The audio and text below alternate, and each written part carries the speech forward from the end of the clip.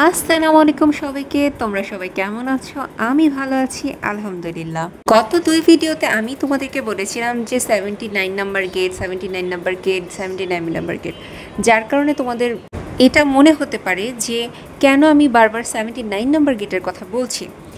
তো আজকে সেটা থেকে আমার মাথায় আসলো যে না, তোমাদেরকে দেখানো যায় যে 79 নম্বর গেটের ভিতরে গিয়ে গেলে কেমনটা দেখা যায়।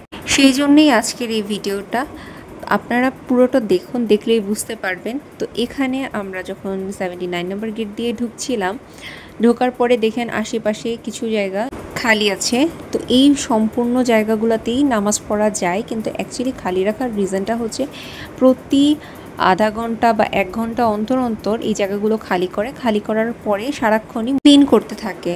যার কারণে অনেক সময় আমাদের হ্যাসেলও হয়। অনেক মানুষ আছে যারা মানে এই জিনিসগুলো পছন্দ করে না। অ্যাকচুয়ালি আমাদের এই জিনিসগুলো ভালো লাগে না। দেখা যায় এক জায়গায় যে বসে থাকবো একটা পরের নামাজের জন্য, সেটা হয়ে ওঠে না। দেখা যায় বসে থাকলে কিছুক্ষণ পর বলে যে ওঠেন এখানে ক্লিন করা হবে, তো সেই জন্য আর কি ওয়েট করা হয় না। তো এখান দিয়ে ঢোকার পরে সামনে হচ্ছে এসকেলেটর দিয়ে আমরা নামবো। জায়গাগুলো এত ক্লিন আর এত সুন্দর, ভিডিওতে যদিও বোঝা যায় না। এসকেলেটর থেকে নামলেই সামনে চোখ লাগলেই দেখতে পাচ্ছেন কাবা শরীফ দেখা যায়। এই মুহূর্তে বাজে হচ্ছে রাত ৩টা, কিন্তু দেখে মনে হচ্ছে যে এটা মাত্র সন্ধ্যা। সারাক্ষণ এখানে তাওয়াফ চলতেই থাকে, সাই চলতেই থাকে, সারাক্ষণ এখানে মানুষের আনাগোনা লেগেই থাকে। আমি যতবারই আসি, আসার পর এই জায়গাটাতে আমি দাঁড়িয়ে কাবা শরীফ দেখে কিছুক্ষণ প্রথমে দোয়া করি, তারপরে হচ্ছে জমজমের পানি পান করে তারপরে যাই। কারণ আমার কেন জানি না এই জায়গাটা খুব স্যাটিসফ্যাকশন মনে হয়। এখানে হচ্ছে জমজমের পানি রাখা, এখানে কোল্ডও আছে আবার নর্মালও আছে, যে যেটা খেতে চায়। প্রথমবার যখন আমি উমরায় এসেছিলাম তখন আমি এত গরমের থেকে আসার পরে আমি শুধু ঠান্ডা পানিই খেতাম।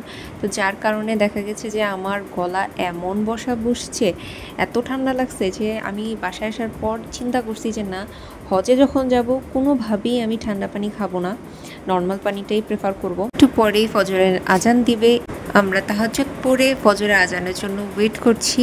ফজরের টাইমে আকাশটা খুবই সুন্দর দেখে। এই সময় আবাবিল পাখিরা আকাশে উড়ে, ফজরের আজানটা শুনলেও খুব প্রশান্তি লাগে। আমি লাস্টে সেটা অ্যাড করে দিব। তো এই তো আজকের মতো এই পর্যন্তই, দেখা হবে নেক্সট ভিডিওতে। ধন্যবাদ।